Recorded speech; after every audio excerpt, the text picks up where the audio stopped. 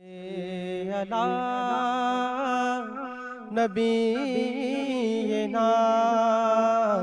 صلی علی محمد۔ اعوذ باللہ من الشیطان الرجیم،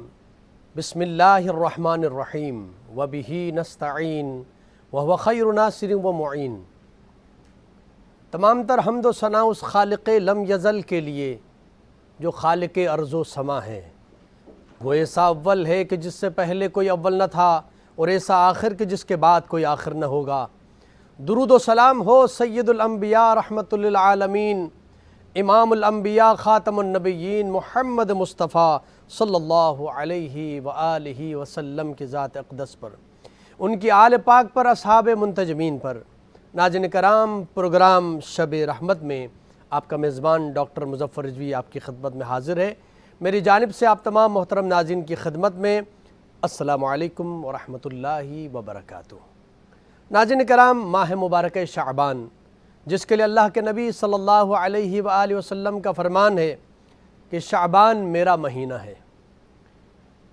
اس ماہ مبارکہ کی فضیلت رحمتوں اور برکتوں والا مہینہ،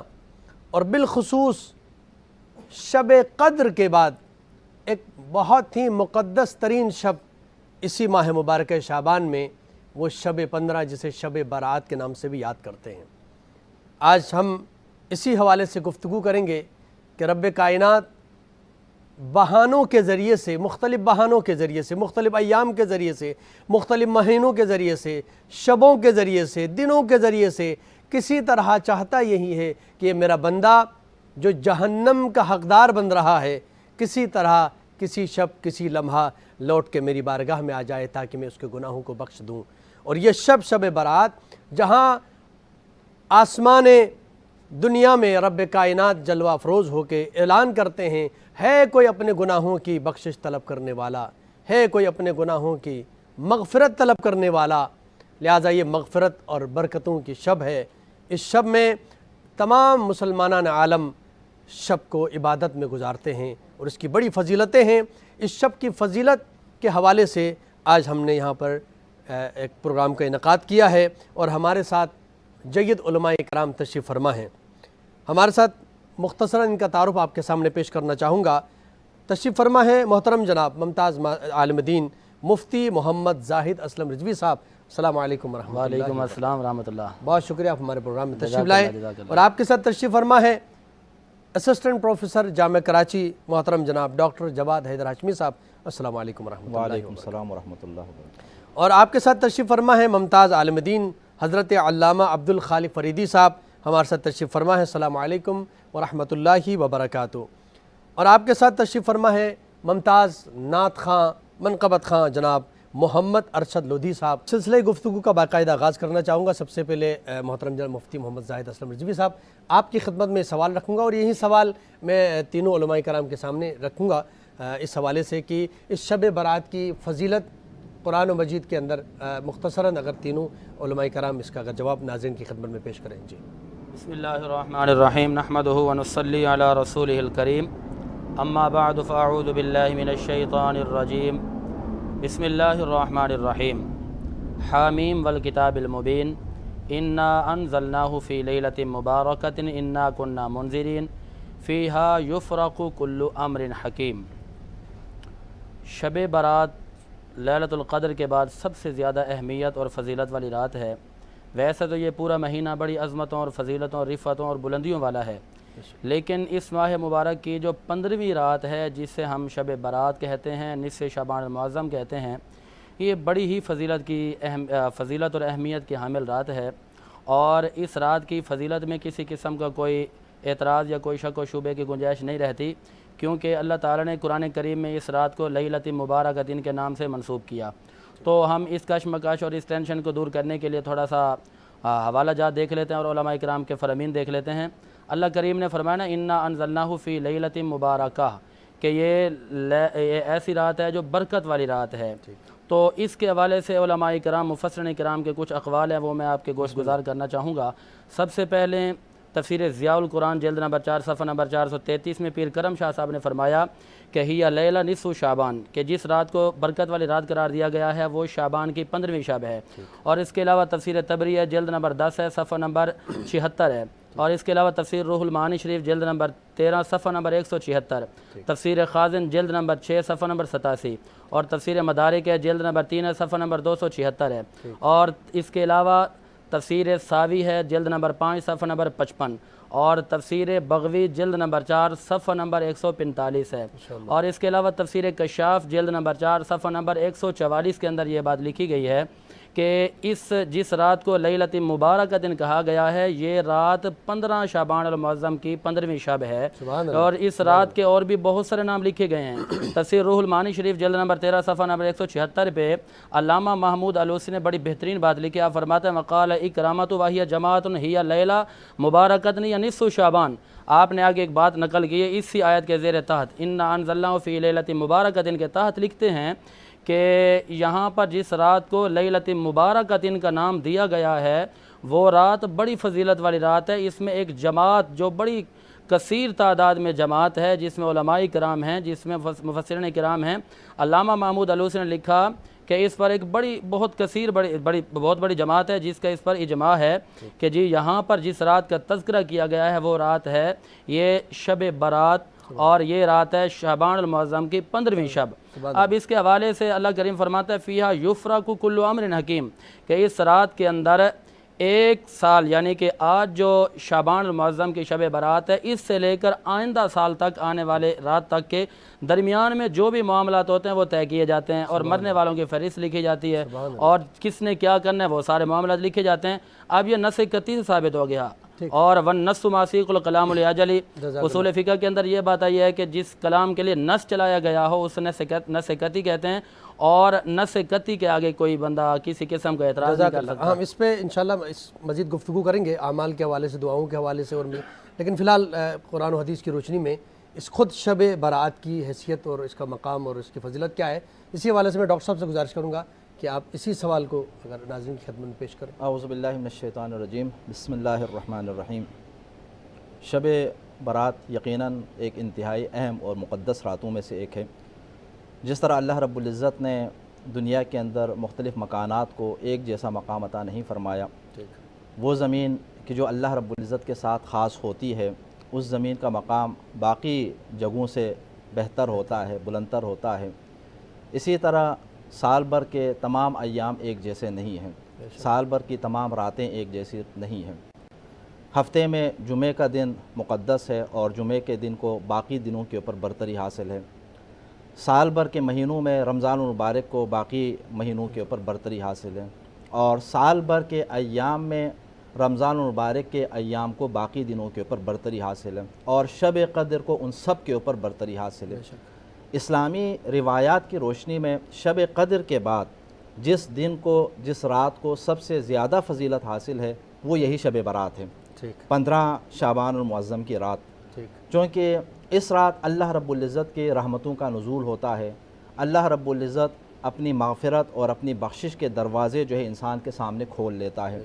ویسے تو اللہ رب العزت کی بخشش سال بھر جاری ہے، لیکن کچھ خاص ایام جب آ جاتے ہیں تو اللہ رب العزت خاص لطف فرمانا چاہتا ہے اپنے بندوں کے اوپر، تو پھر ان ایام میں خصوصی طور پر بخشش کا اہتمام فرماتا ہے۔ اور جیسے کہ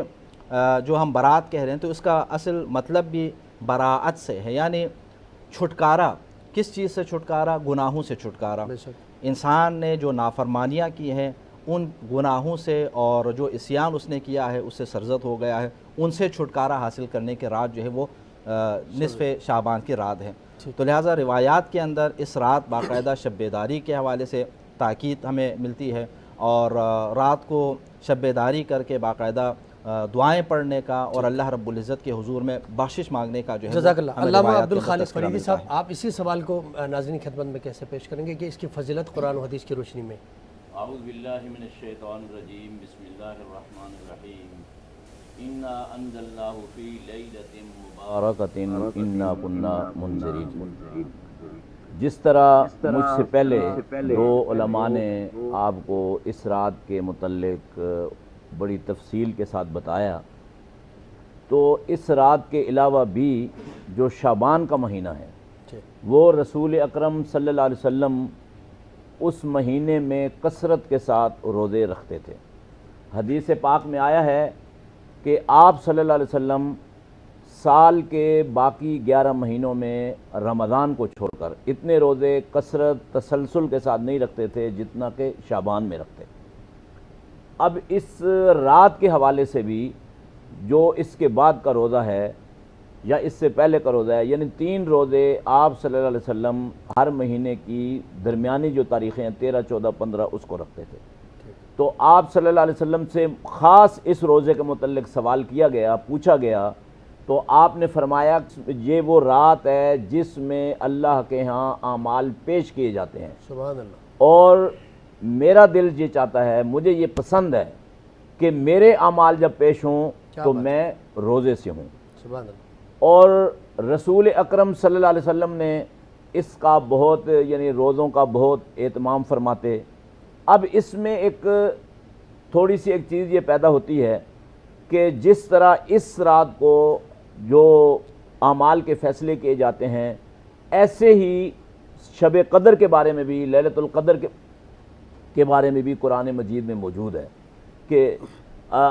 اس دن فرشتے تنزل الملائکۃ والروح فیہا باذن ربہم من کل امر، کہ فرشتے اللہ کے حکم سے تمام احکامات لے کر اترتے ہیں۔ اچھا، شب برات کی جو فضیلت آپ نے جیسے ماشاءاللہ سے بیان فرمایا کہ اللہ کے نبی صلی اللہ علیہ وسلم نے اس کی فضیلت کے حوالے سے اس دن کے روزے کی فضیلت اور شب کی فضیلت جیسے آپ نے فرمایا، میں مفتی صاحب سے گزارش کروں گا کہ اس دن ہمارے معاشرے بصغیر کے اندر بالخصوص بڑی شد و مت کے ساتھ جو ہے لوگ قبرستان کی طرف جاتے ہیں، اور لوگ جو ہے مردوں کے لیے فاتحہ خوانی کا انتظام کرتے ہیں اور ان کے حوالے سے صدقات و خیرات کا اہتمام کرتے ہیں۔ تو یہ جو اس شب کو اس حوالے سے بھی منسوب کیا جا رہا ہے کہ یہ شب خاص طور پہ قبرستان جانا،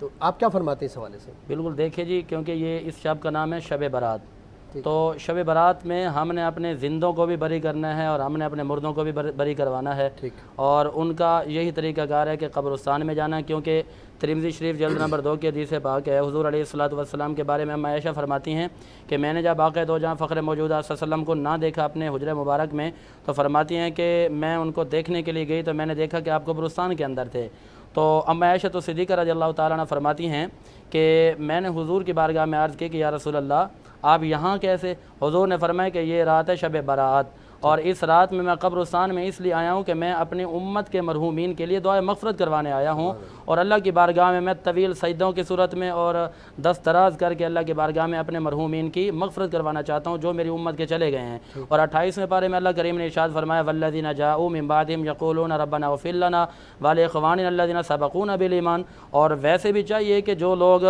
اپنے مرنے والوں کے بعد پیچھے رہ جاتے ہیں ان کو چاہیے کہ ان کے لیے اللہ کی بارگاہ میں عرض کریں کہ ربنا اغفر لنا ولاخواننا الذین سبقونا بالایمان، کہ اے اللہ جو ہمارے مرحومین جو اس دنیا سے چلے گئے ہیں ان کی مغفرت فرما۔ تو جب بندے ان کے لیے دعائے مغفرت کرتے ہوئے شب برات میں بالخصوص اس رات میں بڑے اہتمام کے ساتھ قبرستان میں جاتے ہیں، تو ان کے جانے کا مطلب یہ ہوتا ہے کہ ایک تو حضور کی سنت پر عمل کرتے ہیں، دوسرا اپنے مرحومین کے ایصال ثواب کرتے ہوئے ان کے لیے دعائے مغفرت کرنے کے لیے جاتے ہیں قبرستان میں، اور اس میں کسی قسم کی کوئی قباحت نہیں ہے، یہ کوئی ایک ثقافت یا ایک قسم کا کوئی رسم و رواج نہیں ہے، بلکہ ہمارے بزرگوں نے آقا علیہ الصلوۃ والسلام کی اس سنت کو زندہ کرتے ہوئے ہمیں ایک سبق دیا ہے کہ اس رات کے اندر جس طریقے سے تم توبہ کے ذریعے اپنے آپ کو مغفور کرواتے ہو، اسی طریقے سے تم اپنے مرحومین کے لیے بھی مغفرت کا سامان اکٹھا کرو، ان کے لیے توشہ اکٹھا کرو اور ان کے لیے قبرستان میں جایا کرو۔ اور حضرت سعد حضور علیہ الصلوۃ والسلام کی بارگاہ میں ہے کہ میری والدہ کا انتقال ہو گیا، کیا کریں؟ مسلم شریف میں موجود ہے، ابو داؤد شریف کے اندر یہ بات موجود ہے،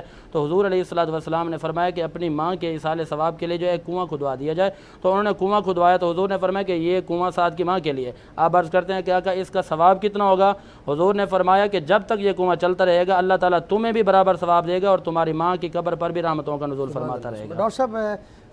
یہ خالی اسی شب کو مخصوص کرنا قرآن مسلمانوں کا کہ قبرستان جائیں اسی شب میں، جبکہ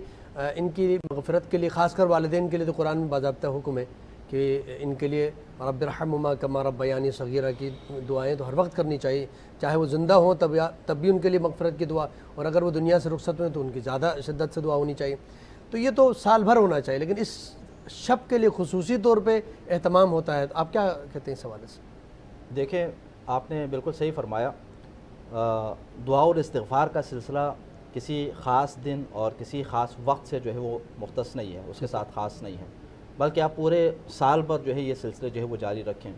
اور بحیثیت مسلمان ہمارے اوپر فرض ہے کہ ہم سال بھر جو ہے دعاؤں کا سلسلہ، اللہ رب العزت کے ساتھ رابطے کے سلسلے کو باقی رکھیں۔ لیکن خود اللہ رب العزت نے ہی کچھ ایام انہی سال کے دنوں کے اندر ایسے رکھے ہیں کہ جن کو باقی سال کے ایام کے اوپر برتری عطا فرمائی ہے، جیسا کہ میں نے پہلے بھی عرض کیا آپ کے سامنے، جیسے جمعے کے دن کو باقی ایام کے اوپر برتری عطا فرمائے، رمضان المبارک کو باقی مہینوں کے اوپر برتری عطا فرمائے، شعبان المعظم کو ایک خاص فضیلت عطا فرمائے۔ تو اسی طرح اس رات کے حوالے سے بھی جیسے مفتی صاحب نے اشارہ کیا، خود سرور کائنات صلی اللہ علیہ وآلہ وسلم باقاعدہ جنت البقیع کی جانب آپ تشریف لے گئے، قبرستان بقیع کی جانب آپ تشریف لے گئے، اور اس رات جا کر آپ وہاں پر اللہ رب العزت کے ساتھ راز و نیاز آپ فرما رہے ہیں، تو وہاں سے ایک سنت ہمیں مل جاتی ہے۔ تو اس لیے عام مسلمان اسی سنت کی پیروی میں اس دن اپنے مردوں کو یاد کرتے ہوئے یا ان تک جو ہے ثواب کا حصہ پہنچانے کی خاطر، چونکہ اب وہ اس دنیا سے جانے کے بعد اب ان کے ہاتھ کھنچے جا چکے ہیں، وہ ان کا نامہ اعمال اپنے طور پر اب بند ہو چکا ہے، لیکن آپ اپنی جانب سے جو نیکیاں آپ کرتے ہیں، جو فاتحے آپ پڑھتے ہیں، اور اسی طرح جو دعائیں آپ پڑھتے ہیں، ان کے لیے بخشوا کر جو ہے آپ ان کے درجات کی بلندی کا سبب بن جاتے ہیں، آپ ان کے گناہوں میں کمی کا جو ہے وہ سبب بن جاتے ہیں۔ تو اس لیے ان ایام کے اندر اگر ہم جاتے ہیں تو اس میں نہ صرف یہ کہ کوئی قباحت نہیں ہے بلکہ صحیح ہے، اور نبی کریم صلی اللہ علیہ وآلہ وسلم کی شب برات کے دن آپ جو قبرستان بقیع تشریف لے گئے تھے، اسی سنت کی ایک پیروی ہے۔ جزاک اللہ۔ اچھا عبدالخالق صاحب، فریدی صاحب کی طرف آنے سے پہلے میں چاہوں گا کہ ایک کلام آج کی شب کے عنوان سے خدا کی بارگاہ میں پیش کریں گے انشاءاللہ۔ وہ میں گزارش کروں گا محمد ارشد لودھی صاحب، آپ بارگاہ رب ذوالجلال میں یا رسالت معاب میں جو کلام پیش کرنا چاہیں۔ صلی علی نبینا صلی علی محمد صلی علی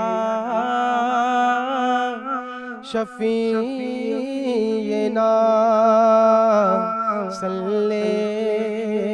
علی محمد۔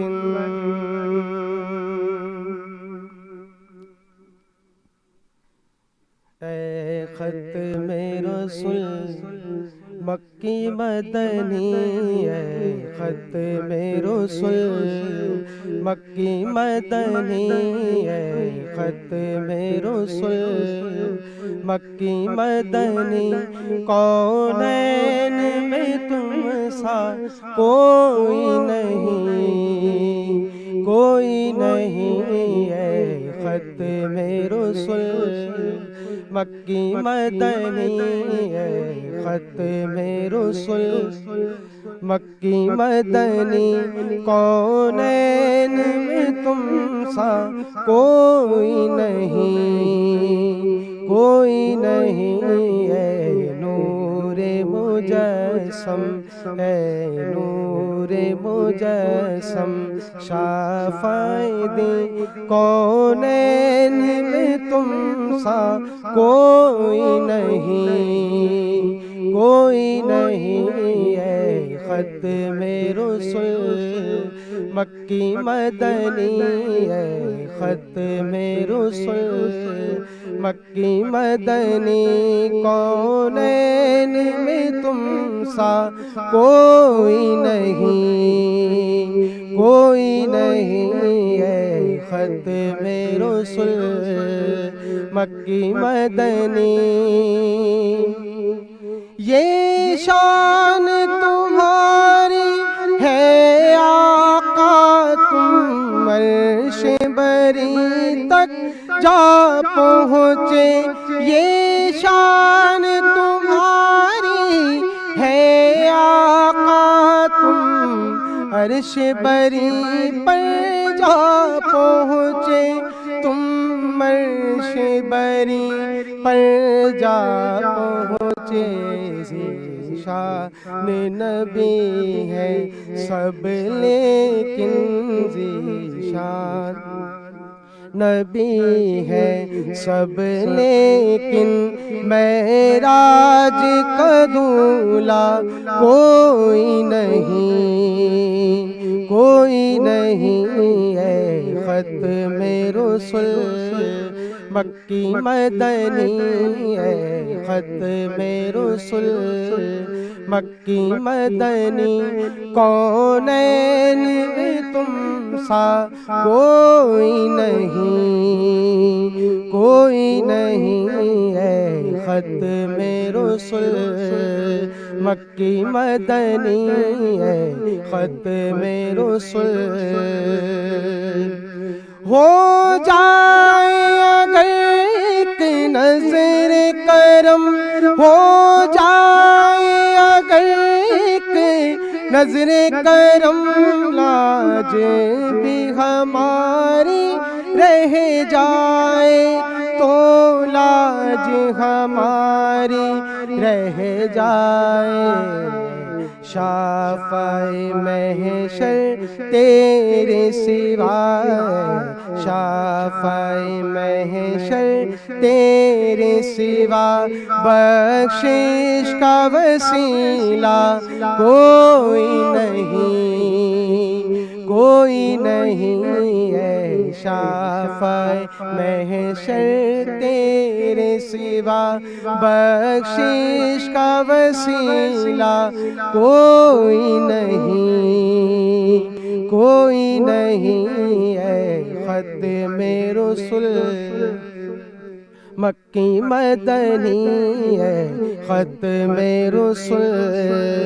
مکی مدنی کونین میں تم سا کوئی نہیں ہے ختم رسل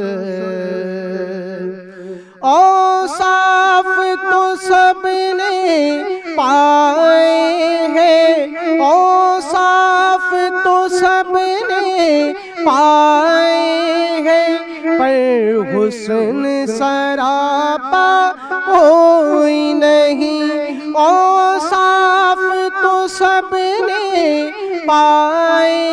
ہیں پر حسن سراپا کوئی نہیں پر حسن سراپا کوئی نہیں آدم سے جناب عیسیٰ تک آدم سے جناب عیسیٰ تک کونین میں تم سا کوئی نہیں ہے ختم رسل مکی مدنی ہے ختم رسل مکی مدنی کونین میں تم سا کوئی نہیں ہے ختم رسل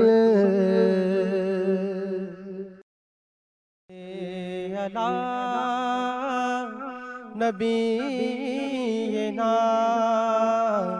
صلی علی محمد. ناظرین کرام، ایک بار پھر پروگرام شب رحمت میں آپ کا خیر مقدم. آج گفتگو ہو رہی ہے ہمارے اس پروگرام میں شب برات کی فضیلت قرآن و حدیث کی روشنی میں، اور اس شب کے اعمال، اس شب کی دعائیں، اس حوالے سے گفتگو جاری ہے. بریک سے پہلے گفتگو فرما رہے تھے ڈاکٹر جواد صاحب کہ اس شب میں کون سے اعمال بجا لانے چاہیے، اور بالخصوص قبرستان کا جب رخ کیا جاتا ہے اور وہاں جا کے ان کے اصال ثواب کے لیے فاتحہ خوانی ہوتی ہے، ان کے لیے مغفرت کی دعائیں ہوتی ہیں. میں علامہ عبدالخالق فریدی صاحب کی خدمت میں سوال رکھنا چاہوں گا کہ اس شب کے وہ کون سے خاص اعمال ہیں، اور بالخصوص جیسے روایت کے الفاظ ہیں کہ اس شب میں آسمانوں میں فیصلے ہوتے ہیں زندگی کے بارے میں، اگلی شب تک جو کچھ ہونے جا رہا ہے وہ تمام فیصلے بھی اس شب میں کیے جاتے ہیں. تو کیا اس شب کے اندر مناجات اور دعاؤں کے ذریعے ان فیصلوں میں کوئی تبدیلی بھی کی جا سکتی ہے؟ اعوذ باللہ من الشیطان الرجیم. سب سے پہلے بات کو یہاں سے شروع کرتے ہیں کہ صرف اس رات کو قبرستان جانا چاہیے یا باقی دنوں میں بھی؟ جس طرح کہ آپ نے پہلے ایک سوال کیا تھا، جی تو رسول اکرم صلی اللہ علیہ وسلم کا فرمان ہے نہیتکم عن زیارت القبور فزوروها فإنها تزاہد فی الدنیا وتذکر الآخرہ، کہ آپ گاہے بگاہے قبرستان کی زیارت کیا کریں، کیونکہ اس سے انسان میں جو خواہشات ہیں ان کی کمی ہوتی ہے اور آخرت یاد ہوتی ہے۔ آپ صلی اللہ علیہ وسلم کا یہ بھی فرمان ہے کہ ہدیۃ الاحیاء الی الاموات الاستغفار لہم، بہترین گفٹ اور تحفہ جو زندہ لوگ اپنے فوت شدگان کو دے سکتے ہیں، عزیز و اقارب کو یا دیگر کو، تو کہا یہ ان کے لیے اللہ سے استغفار کرنا ہے اور دعائیں کرنا ہے۔ ٹھیک۔ اب یہ بات کہ اس رات جو اعمال پیش کیے جاتے ہیں، تو رسول اکرم صلی اللہ علیہ وسلم کا یہ فرمان موجود ہے کہ آپ سے پوچھا گیا کہ آپ اس دن روزے سے کیوں ہیں؟ فرمایا کہ اس رات اللہ کے ہاں اعمال پیش ہوتے ہیں، اور میں یہ چاہتا ہوں کہ جب میرے اعمال رب العالمین کی جناب میں رب کے حضور میں پیش ہوں تو میں روزے سے ہوں۔ سبحان اللہ۔ اور یہ جو اعمال ہیں، یعنی پورے سال کس کو کتنا رزق ملے گا، اور پیدائش، اسی طرح وفات اور دیگر معاملات، ٹھیک، تو اس رات اس طرح طے کیے جاتے ہیں کہ اس رات میں ان اعمال کے طے کیے جانے کا آغاز ہوتا ہے۔ اور جو لیلۃ القدر ہے اس کے بارے میں قرآن مجید میں ہی 30ویں پارے میں سورۃ القدر میں یہ آیت موجود ہے کہ تنزل الملائکۃ والروح فیہا بإذن ربہم من کل امر، کہ تمام احکام لے کر فرشتے اللہ کے حکم سے، اور فرشتوں کے جو سردار ہیں جبرائیل امین، جن کا ایک نام روح الامین بھی ہے، وہ اترتے ہیں۔ تو لیلۃ القدر کو، شب قدر کو ان اعمال کا اختتام ہوتا ہے، ٹھیک، اور لیلۃ البرات کو، لیلہ مبارکہ کو، ان اعمال کی ابتدا اور آغاز ہوتا ہے۔ سبحان اللہ۔ اب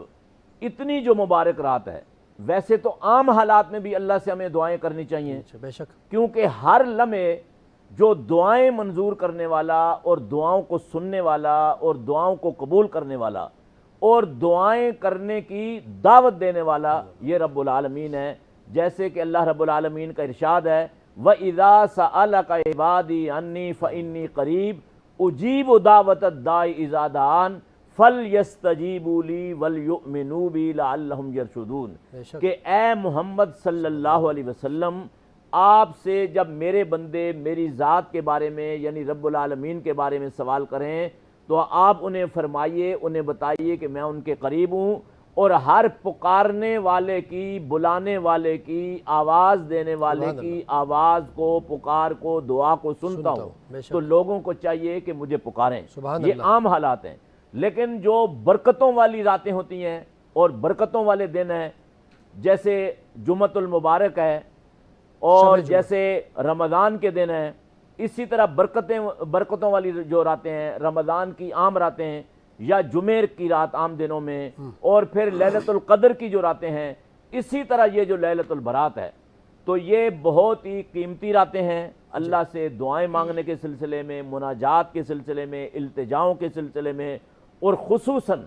آج ہم جس وبا کا شکار ہیں، وبائی بیماری اور مرض کا، کرونا وائرس، جی، تو میں یہ سمجھتا ہوں کہ اس رات ہمیں اللہ سے اپنے لیے، خاندان کے لیے، اپنے ملک کے لیے، اپنی قوم کے لیے، بلکہ پوری امت مسلمہ کے لیے کثرت کے ساتھ دعائیں کرنی چاہیے، اور یقیناً اللہ رب العالمین دعائیں قبول کرنے والا ہے۔ مفتی صاحب، آج کی شب کے جیسے قبلہ نے بیان فرمائی، مخصوص اعمال کیا ہیں کہ جو ہمارے تمام مسلمانوں سے اگر ہم یہ اپنے اس ٹیلی ویژن کے ذریعے سے بتائیں کہ کون سے اعمال بجا لانے چاہیے، خصوصی اعمال آج کی شب کے؟ بالکل ڈاکٹر صاحب سے پہلے تو میں یہ عرض کروں گا کہ ان کچھ راتیں وہ ہیں کہ جن راتوں میں اگر شب بیداری کی جائے تو اللہ تعالیٰ کا کرم بالائے کرم ہو جاتا ہے، اللہ تعالیٰ کا کرم ان لوگوں پر بہت زیادہ کر دیا جاتا ہے۔ اور ان راتوں میں جب بندہ شب بیداری کرتا ہے تو اعمال میں سب سے پہلا عمل جو کرنے کا ہے وہ یہ ہے کہ آپ نے زندگی میں جتنے بھی گناہ کیے ہیں نا اللہ کے فرمان پر عمل کرتے ہوئے توبوا الی اللہ توبۃ نصوحا کریں۔ اگر توبہ نہیں کریں گے پوری رات جاگ جاگ کے آپ صبح اٹھ چلے جائیں کہ جی ہمیں جنت مل گئی، ایسا کچھ نہیں ہے۔ اس سب سے پہلا جو عمل کرنا ہے وہ یہی کرنا ہے کہ اگر قطع تعلق کیا ہوا ہے تو رشتہ داروں سے جا کر صلہ رحمی کرتے ہوئے اپنے معاملات کو جوڑنا ہے، توڑنا نہیں ہے۔ اور اگر حقوق اللہ کے اندر کوئی آپ نے حق تلفیاں کی ہیں تو اللہ کی بارگاہ میں سچے دل سے توبہ نصوحا کرنی ہے۔ اس کا مطلب ہے شب بیداری۔ پھر اس کے بعد نوافلات تو بعد کی بات ہے۔ اگر آپ نے نمازیں چھوڑی ہیں تو اللہ کی بارگاہ میں توبہ کریں، حق تلفیاں کی ہیں تو اللہ کی بارگاہ میں توبہ کریں۔ جب آپ توبہ کے لیے سر کو جھکا لیں گے تو پھر اللہ کا بھی کرم ہو جائے گا خاص۔ آپ جو ہے نا اس رات کے اندر جب بندہ شب بیداری کرتا ہے، جو توبہ کر کے اللہ کی بارگاہ میں شب بیداری کرتا ہے، اس کے لیے کیا احکامات ملتے ہیں میں ذرا وہ بتانا چاہوں گا۔ یاد رکھیے کہ تفسیر روح البیان شریف جلد نمبر 2 ہے، صفحہ نمبر 295، الترغیب والترہیب جلد نمبر 2 صفحہ نمبر 126، مصنف عبدالرزاق جلد نمبر 3 صفحہ نمبر 321 پہ لکھا گیا ہے کہ اگر بندہ توبہ کر کے 5 راتیں ایسی ہیں جن میں شب بیداری کرے گا تو اللہ تعالیٰ ان پر جنت کو واجب کر دے گا۔ وہ کون سی راتیں ہیں؟ فرمایا ان 5 راتوں میں ایک رات شب برات بھی ہے، شب قدر بھی ہے اور عیدین کی راتیں بھی ہیں۔ اور ان راتوں کے اندر جب بندہ اللہ کی بارگاہ میں توبہ کے لیے سر کو جھکائے گا تو پھر اللہ تعالیٰ بھی ان پر کرم فرمائے گا کہ بندے نے جب توبہ کر لیا تو اللہ اس کے گناہ معاف فرما دے گا۔ پھر اس کے بعد خاص حکم خاص کرم کیا ہوگا؟ کیونکہ اس رات میں جاگنا، اس رات میں عبادت کرنا یہ میرے آقا کی سنت ہے۔ تفسیر روح البیان ہے جلد نمبر 12 ہے، صفحہ نمبر 295 ہے۔ جبریل امین آتے ہیں، عرض کرتے ہیں کہ آقا آپ کے لمبے سجدے کس بنا پر ہے؟ حضور نے فرمایا میری امت کا کیا بنے گا؟ تو اللہ کی طرف سے حکم آتا ہے کہ آپ کی تہائی امت کی مغفرت کر دی گئی۔ عرض کرتے ہیں اللہ اس سے بھی زیادہ، پھر فرمایا آدھی امت کی، اے اللہ اس سے بھی زیادہ۔ اللہ نے فرمایا کہ آپ کا امتی آج کی رات میں جو میری بارگاہ میں سر کو جھکائے گا اس کی بھی میں مغفرت فرما دوں گا، اور باقی جو لوگ اس رات میں نہیں آ سکے وہ میرے ذمہ کرم پر ہیں، اگر میں چاہوں گا تو ان کی مغفرت فرما دوں گا۔ تو اس رات کے حوالے سے تفسیر قرطبی جلد نمبر 5 صفحہ نمبر 520 پہ لکھا گیا ہے فیہا یفرق کل امر حکیم، کہ اس رات کے اندر مرنے والوں کے جو رجسٹر ہوتے ہیں، جو دفتر ہوتے ہیں، مرنے والے کی موتیں لکھی جاتی ہیں۔ اور پھر اس کے علاوہ جب ان کے حوالے سے یہ لکھ دیا جاتا ہے تو وہ لوگ جو جاگ رہے ہوتے ہیں، شب بیداری کر رہے ہوتے ہیں، تو ان کے لیے اچھائیاں لکھی جاتی ہیں۔ تو علامہ ساوی علیہ الرحمٰن نے تفسیر ساوی کے اندر لکھا، کیا فرماتے ہیں؟ آپ فرماتے ہیں کہ اس رات کے اندر اللہ تعالیٰ کے فرشتے نازل ہوتے ہیں۔ انا انزلنا فی لیلۃ مبارکہ، کہ ہم نے لیلۃ مبارکہ کے اندر اس کو نازل کیا۔ تو اسی لیلۃ مبارکہ دن کے حوالے سے لکھتے ہیں، تفسیر ساوی شریف ہے جلد نمبر 4 ہے، صفحہ نمبر 555 ہے۔ آپ فرماتے ہیں کہ اس رات میں کئی فرشتے نازل ہوتے ہیں، آگے لگتے ہیں کہ 100 فرشتہ نازل ہوتے ہیں۔ فرمایا 30 فرشتے ایسے ہوتے ہیں جو جہنم سے ڈرانے کے لیے آتے ہیں، 30 فرشتے وہ ہوتے ہیں جنت کی بشارت دینے آتے ہیں، 30 وہ ہوتے ہیں جو جاگنے والوں کے لیے مغفرت کی دعا کرنے آتے ہیں، 10 وہ ہوتے ہیں جو لوگوں کو بیدار کرنے کے لیے آتے ہیں، اور مختلف اقوال ہیں۔ تو اس رات کے اندر جو بندہ اس رات کو پانے کے باوجود بھی اپنی مغفرت نہیں کروا سکا تو وہ تو بدبخت ہے۔ ڈاکٹر صاحب سے گزارش کروں گا کہ آپ بھی اگر اسی کو لے کر کے، اور بالخصوص میں یہ سوال آپ سے بھی پوچھنا چاہوں گا کہ کس طرح آج کی شب میں، جیسے مفتی صاحب نے بھی اور علامہ صاحب نے بیان کیا کہ فیصلے لکھے جاتے ہیں کہ زندگی میں آگے اس نے مرنا ہے، کیا ہوگا، اس کی شادی ہوگی، یہ ساری چیزیں لکھی جا رہی ہیں۔ تو آج کی شب کیا مسلمان جتنے بھی ہیں وہ اپنی دعاؤں کے ذریعے سے، مناجات کے ذریعے سے اپنے اس جو کچھ لکھا جانے والا ہے اس میں کوئی تبدیلی بھی لا سکتے ہیں؟ مقدر میں تبدیلی جسے کہتے ہیں، کیا یہ دعائیں ہیں اس طرح ہو سکتی ہیں کہ ہم اپنی زندگی کے فیصلوں میں تبدیلی؟ وہ کون سی خاص دعائیں ہیں آپ نے فرمایا؟ جی جیسے کہ ابھی گفتگو چل رہی ہے کہ اس رات جو ہے سب سے اہم ترین جو دعا ہے وہ استغفار کی دعا ہے، کہ انسان اللہ رب العزت کے بارگاہ جو ہے اپنے گناہوں کے حوالے سے بخشش کی دعا مانگے۔ جہاں تک آپ نے سوال پوچھا ہے کہ کیا ان دعاؤں کے ذریعے اپنی تقدیر کو بدلا جا سکتا ہے، تو ہمارے پاس ایک روایت ہے کہ جس کے اندر رسول اکرم صلی اللہ علیہ وسلم ارشاد فرماتے ہیں کہ الدعا یرد القضاء، کہ دعا جو ہے وہ قضا کو تبدیل فرما دیتی ہے۔ سبحان اللہ۔ یعنی انسان کی زندگی کے اندر جو معاملات ہیں دعا کی وجہ سے ان کے اندر تبدیلیاں آتی ہیں، صلہ رحمی کی وجہ سے انسان کی زندگی کے اندر تبدیلی آتی ہے، نیکیوں کی وجہ سے انسان کی زندگی کے اندر تبدیلیاں آتی ہیں۔ یعنی بہت سارے انسان کے اعمال ایسے ہوتے ہیں کہ جن کی وجہ سے انسان کی زندگی کے اندر تبدیلیاں آتی ہیں، انسان کی خوشبختی اور بدبختی کے حوالے سے جو ہے زندگی کے اندر تبدیلیاں آتی ہیں، اس کی زندگی کے اندر برکت ہونے اور نہ ہونے کے اعتبار سے جو ہے وہ کافی ساری تبدیلیاں آ جاتی ہیں۔ جیسے اگر ایک انسان دعائیں مانگتا ہے اللہ رب العزت کے حضور تو دعاؤں کی وجہ سے اس کی عمر طولانی ہو جائے گی۔ ایک انسان اپنے والدین کے ساتھ جو ہے وہ احترام کا معاملہ انجام دیتا ہے، اپنے رشتہ داروں کے ساتھ صلہ رحمی کا معاملہ کرتا ہے، تو روایات ہمارے سامنے ایسی ہیں کہ جن کے مطابق اس کی عمر بڑھ جاتی ہے، لیکن اگر وہ قطع رحمی اگر کر دی تو اس کی عمر کم ہو جاتی ہے۔ تو اس سے معلوم یہ ہوتا ہے کہ دعاؤں کے ذریعے باقاعدہ انسان کی تقدیر تبدیل ہوتی ہے، اور یہ جو اس رات انسان کی تقدیر کو لکھا جاتا ہے، تو اس رات جو ہم چیزیں مانگیں گے اللہ رب العزت سے، جو اپنے حق میں، اپنے خاندان والوں کے حق میں، باقی ملت کے حق میں، مسلمانوں کے حق میں، اس کے لیے ایک شرط یہ ہے کہ سال کے اگلے ایام کے اندر، اگلے مہینوں کے اندر انسان اللہ رب العزت کی نافرمانی نہ کرے، کیونکہ کبھی کبھی یہ ہوتا ہے کہ انسان ان نافرمانیوں کی وجہ سے وہ تقدیر کہ جو اس کے لیے پہلے لکھی جا چکی ہے وہ اس نافرمانی کی وجہ سے تبدیل ہو سکتی ہے، کیونکہ اللہ رب العزت کی جو تقدیر ہے وہ دو طرح کی ہیں، ایک وہ جو حتمی ہے کہ جس کے اندر کوئی تبدیلی نہیں ہو سکتی، اس کا علم اللہ رب العزت کی ذات کو ہے، اور ایک وہ کہ جس کے اندر تبدیلی ہو سکتی ہے، تبدیلی کی گنجائش ہے، اور وہ انہی دعاؤں کے ذریعے۔ تو اس لیے اس رات سب سے زیادہ استغفار کے حوالے سے، اور جیسا کہ روایات کے اندر بھی ہے، حضرت امام جعفر صادق علیہ السلام کی ایک روایت میں آپ کے سامنے پیش کر لوں۔ آپ ارشاد فرماتے ہیں کہ اس رات اگر کوئی مسلمان کوئی دعا مانگے اللہ رب العزت کی بارگاہ میں تو اللہ تعالیٰ ساری دعاؤں کو قبول فرمائے گا، صرف ایک دعا ایسی ہے کہ جو اللہ تعالیٰ قبول نہیں فرمائے گا، اور وہ کیا ہے؟ وہ یہ کہ بندہ اللہ رب العزت سے معصیت طلب کرے، کوئی ایسی برائی طلب کرے کہ جو اس کے اپنے حق میں اور دوسروں کے حق میں بہتر نہیں ہے، تو برائی کی اگر وہ دعا کرے تو وہ قبول نہیں ہوگا۔ اس کے علاوہ جو بھی وہ نیکیوں کے حوالے سے دعائیں مانگے گا اللہ رب العزت وہ دعائیں قبول فرمائے گا۔ امیر المومنین حضرت علی علیہ السلام کی بھی ایک انتہائی خوبصورت ایک روایت ہے، آپ ارشاد فرماتے ہیں کہ رسول اکرم صلی اللہ علیہ وآلہ وسلم نے ارشاد فرمایا اس رات کے حوالے سے، خاص شب برات کے حوالے سے، 15 شعبان المعظم کی رات کے حوالے سے، کہ اس رات شب بیداری کریں، قیام اللیل کا انتظام کریں، جو پھر آگے روایت کے اندر یہ ہے کہ اللہ رب العزت بندوں کے سامنے اعلان فرماتا ہے، وہاں پر یہ فرماتا ہے کہ ہے کوئی بخشش طلب کرنے والا، مغفرت طلب کرنے والا کہ میں اس کو بخشنے کے لیے تیار ہوں، ہے کوئی رزق طلب کرنے والا کہ میں اس کو رزق دینے کے لیے تیار ہوں، ہے کوئی اپنی بیماری سے صحت و سلامتی مانگنے والا کہ میں اس کو صحت و سلامتی دینے کے لیے تیار ہوں۔ اب اس روایت کے مطابق انسان اگر دیکھیں تو ان تینوں کے علاوہ انسان کو اور چاہیے کیا؟ بے شک انسان کو مغفرت چاہیے تاکہ اس کی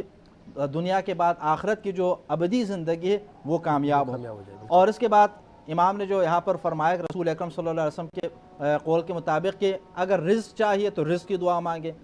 انسان دنیا کے اندر جو محنت و مشقت انجام دیتا ہے اسی رزق کی خاطر کر رہا ہے، روزی کی خاطر کر رہا ہے، اللہ رب العزت یہاں پر فرما رہا ہے کہ اس رات مانگے میں رزق دینے کے لیے تیار ہوں۔ ٹھیک۔ اور اس کے بعد انسان سلامتی چاہتا ہے، صحت اور سلامتی چاہتا ہے، اللہ تعالیٰ فرماتا ہے کہ کوئی سلامتی مانگنے والا ہے، چاہنے والا ہے کہ میں اس کو صحت و سلامتی اور مصیبتوں سے اس کو آزادی سبحان اللہ۔ علامہ دے صاحب دوں۔ آپ کی خدمت میں کہ اس شب میں ہمارے بالخصوص ہمارے ملک میں برصغیر میں خاص کر شیرینی کا اہتمام ہوتا ہے، تو آپ کیا کہتے ہیں اس حوالے سے کہ کیا کوئی شریعت میں اس کا کوئی حکم ہے یا یہ کہ ہمارے رسم و رواج میں شامل ہے؟ اعوذ باللہ من الشیطان الرجیم۔ میرا خیال یہ ہے کہ پہلی بات سے بات کو شروع کیا جائے کہ آیا تقدیر بدلتی ہے کہ نہیں بدلتی؟ تو اس سلسلے میں رسول اکرم صلی اللہ علیہ وسلم نے ایک مرتبہ تقدیر کے حوالے سے صحابہ کرام رضوان اللہ علیہ مجمعین کو واضح فرمایا، تو صحابہ کرام نے کہا اللہ کے رسول اگر اللہ نے ہمیں بدبخت لکھ دیا یا نیک بخت لکھ دیا تو پھر اب جو ہے دعائیں مانگنے اور اعمال کا کیا فائدہ ہے؟ تو آپ نے فرمایا یہ دعا مانگو کہ اے اللہ اگر آپ نے ہمیں اپنی کتاب میں نیک بخت لکھا ہے تو اسے باقی رکھ، اور اگر ہمیں بدبخت لکھا ہے تو اس کو نیک بختی میں تبدیل کر دیں۔ اب لکھی ہوئی جو تقدیر ہے آیا وہ بدلتی ہے کہ نہیں؟ تو قرآن مجید میں اللہ رب العالمین کا فرمان ہے یمحو اللہ ما یشاء ویثبت وعندہ ام الکتاب، کہ اللہ جس چیز کو چاہتا ہے مٹا دیتا ہے، ختم کر دیتا ہے، جس چیز کو اللہ چاہتا ہے باقی رکھتا ہے، اور ام الکتاب یعنی جو جس میں لکھا جاتا ہے جس رجسٹر میں وہ رب العالمین کے پاس ہے۔ اور اسی طرح بہت ساری روایات موجود ہیں، ڈاکٹر صاحب نے بھی ایک دو حدیثیں بیان کی کہ بعض اعمال وہ ہیں ان سے عمر میں اضافہ ہوتا ہے اور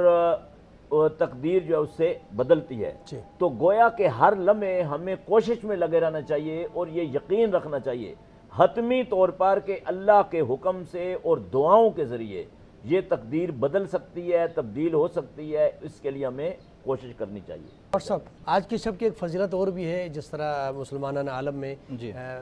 حضرت امام مہدی اجل اللہ تعالیٰ فرج شریف کی ولادت کے حوالے سے بھی خوشی کا مقام ہے۔ اسلامی روایت مختصراً دونوں بیان جی جی چونکہ 15 شعبان المعظم کی رات جو ہے وہ شب برات کی رات ہے، تو 15 شعبان المعظم کی تاریخ جو ہے اسلامک کیلنڈر کے اعتبار سے ایک انتہائی اہم تاریخ بھی ہے۔ ٹھیک ہے۔ 15 شعبان سن 255 ہجری کو حضرت امام مہدی علیہ السلام کی جو ہے باقاعدہ ولادت باسعادت ہوئی ہے، ٹھیک ہے۔ اور حضرت امام مہدی علیہ السلام کہ جن کے حوالے سے رسول اکرم صلی اللہ علیہ وسلم کی بھی اور باقی اہل بیت اطہار کی روایات بھی باقاعدہ موجود ہیں کہ آخری زمانے میں جب دنیا کے اندر ظلم و جور بڑھ جائے گا تو اس وقت دنیا کو عدل و انصاف سے پر کرنے کی خاطر آپ تشریف لائیں گے۔ تمام مسلمان جو ہیں اس کے اوپر متفق ہیں، البتہ ولادت کے حوالے سے اختلاف نظر پایا جاتا ہے، لیکن امام مہدی علیہ السلام اس دنیا کے اندر تشریف لا کر دنیا کو عدل و انصاف سے بھر دیں گے، اس کے اوپر باقاعدہ اتفاق ہے۔ اور امام کی ولادت کی تاریخ بھی 15 شعبان المعظم سن مطلب اس 255 شب میں اور 4 چاند لگ جاتے ہیں جب جی یہ ہاں۔ فضیلت، آپ کیا فرماتے ہیں اس حوالے سے؟ بالکل، بسم اللہ الرحمن السلام علی الیاسین۔ یہ تو وہ ہستیاں ہیں کہ ہماری زندگیاں بیت جائیں مگر ان کی تعریف پوری نہیں ہوتی، کیونکہ خود خالق کائنات نے ان ہستیوں پر سلام بھیجا۔ علی الیاسین، یہ میں پہلے بھی عرض کرتا رہتا ہوں، تفسیر روح المعانی میں علامہ محمود آلوسی نے اور تفسیر در منصور کے اندر جلال الدین سیوطی نے لکھا کہ یہاں الیاسین جن ہستیوں کو اللہ سلام بھیج رہا ہے وہ حضور علیہ السلام کی اولاد ہے۔ تو بہرحال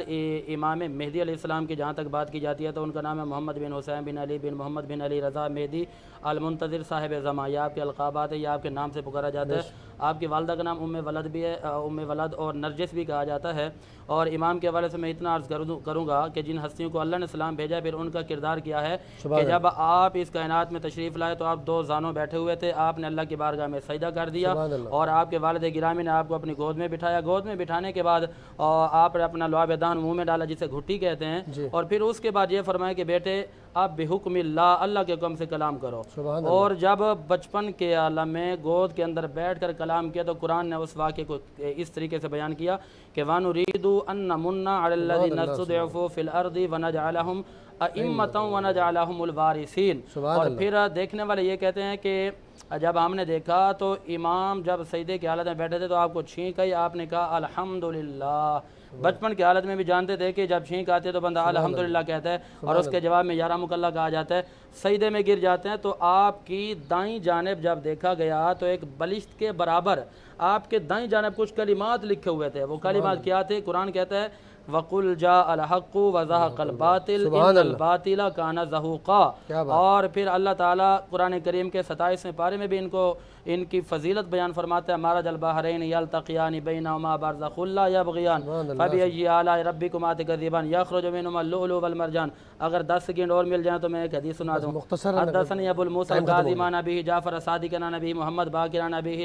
زين العابدين عن ابي الحسين عن ابيه علي بن ابي طالب عن حبيبي وقرة عيني قال رسول سمعت جبريل قال جبريل سمعت الله يقول لا اله الا الله داخل الجنة واسمني وقد امن من عذابي۔ اس حدیث میں یہ کہ کلمہ پڑھنے والوں کی شان بیان کی جا رہی ہے کہ جو لوگ کلمہ پڑھتے ہیں اللہ قیامت کے دن جنت میں داخل فرمائے گا۔ اور قال ابو سلط لو قرئ هذا الاسناد على مجرى لبرئ منه۔ ابن ماجہ عربی کتاب جلد نمبر 2 صفحہ نمبر 8 لین نمبر 1 2 3 پہ یہ بات موجود ہے۔ امام ابن ماجہ کے شیخ ابو سلط کہتے ہیں کہ ان حضور علیہ السلام کے اولاد کے نام اگر لے کر کسی مجنون پر دم کیا جائے تو اللہ ان کو شفا دے گا، اور اگر ان کے نام لے کر اللہ کی بارگاہ میں سر کو جھکا کر بندہ توبہ کر لے تو توبہ کیوں نہ قبول ہو۔ سبحان اللہ، بہت شکریہ آپ تمام علماء کرام کا، بہت خوبصورت گفتگو فرمائی، اور آج کی شب کے حوالے سے جو آپ نے فضائل ان کے بیان فرمائے یقیناً ہمارے سامعین مستفید ہوئے ہوں گے۔ ناظرین کرام، اپنے میزبان ڈاکٹر مظفر رضوی کو اجازت دیجیے، اور آخر میں جاتے جاتے میں گزارش کروں گا جناب محترم محمد ارشد لودھی صاحب سے کہ بارگاہ رب کائنات میں دعائیہ کلمات پیش کیجیے گا۔ میرے مولا قبول ہو توبہ، میرے مولا قبول ہو توبہ، توبہ توبہ خطاؤں سے توبہ، توبہ توبہ گناہوں سے توبہ، معاف کر دے ہماری خطائیں، سن لے فریاد جائیں، معاف کر دے ہماری خطائیں، سن لے فریاد یہ التجائیں، ہو گناہ وہ کبیرہ صغیرہ، ہر خطا سب گناہوں سے توبہ، میرے مولا قبول ہو توبہ، میرے مولا قبول ہو توبہ، توبہ توبہ خطاؤں سے توبہ، توبہ توبہ گناہوں سے توبہ،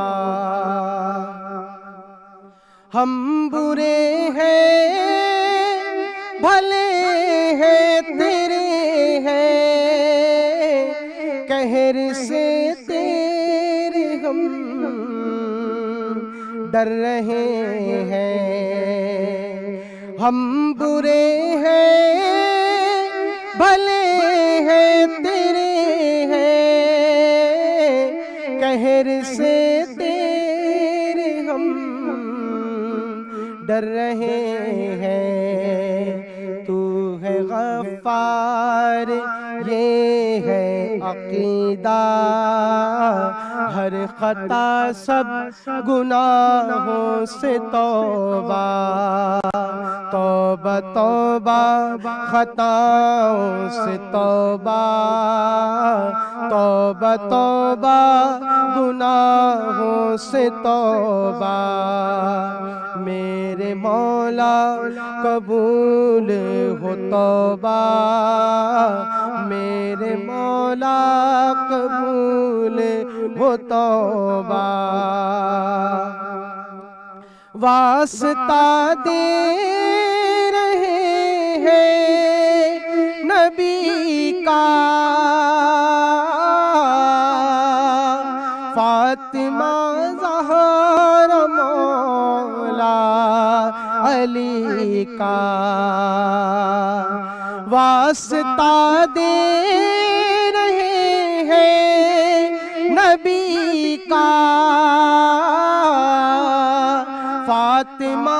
زہرا مولا علی کا۔